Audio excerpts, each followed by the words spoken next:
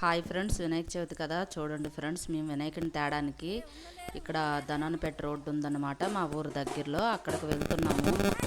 మా కుటుంబ సభ్యులు, మా వీధిలో వాళ్ళు, మా గ్రామస్తులు అందరూ కలిపి వినాయకుడిని తేడానికి వెళ్తున్నాం అన్నమాట. మేమైతే ఇగోండి ఫ్రెండ్స్, ఇలా ఆటపాటలతో మేళ తాళాలతో వెళ్తున్నాము.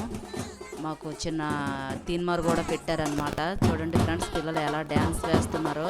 అంటే ఊరేగింపు కార్యక్రమం అనమాట. వినాయకుడిని పూజ చేయకముందు ఊరేగిస్తాము, మా ఊర్లో ఆనవాయితీ అనమాట.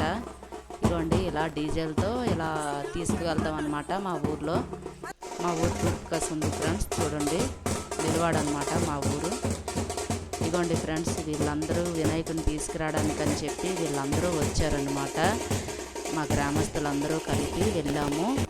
ఇదిగోండి ఫ్రెండ్స్, ఇలా డ్యాన్సులు వేస్తామన్నమాట. ఇక్కడికి ఊర్లోకి వచ్చేస్తాము. ఇక్కడ మండపం దగ్గర వినాయకుడిని పెడతాము. మరొక గంట సేపు టైం ఉంది ఫ్రెండ్స్. పూజ కావస్తుంది. టైం దగ్గర పడ్డదన్నమాట. మరొక పావు గంటలో పూజ కావస్తుంది. ఇదిగోండి ఫ్రెండ్స్, ఇలా ఆటల పాటలతో ఇలా చేస్తారనమాట మా ఊరందరూ కలిపి. ప్రతి పండుగ ఇలానే చేసుకుంటారు ఫ్రెండ్స్. వినాయక చవితి, ఉగాది, మరి తర్వాత ఎందుకంటే రామతీర్థం కదా మాది, రాముల వారిని కూడా ఈ ఊర్లోకి తెచ్చేటప్పుడు అందరూ కలిసి ఇలానే చేసుకుంటారు ఫ్రెండ్స్. పండుగగా ఆ రోజు రాముల వారిని ఊర్లోకి తెస్తారనమాట మా ఊర్లో ఫ్రెండ్స్. ఇగోండి ఇలా పూజ కావచ్చిందనమాట. పూజ మొదలైపోయింది. పూజ కూడా చేస్తున్నారు, పంతులు గారు కూడా వచ్చారు. ఇలా సరదాగా అందరు కలిపి పూజ స్టార్ట్ చేసుకున్నారనమాట.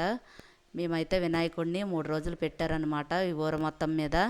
ఫ్రెండ్స్, ఈ వీడియో కనుక నచ్చినట్లయితే లైక్ చేయండి, షేర్ చేయండి, సబ్స్క్రైబ్ చేయండి మన ఛానల్కి. Bye friends.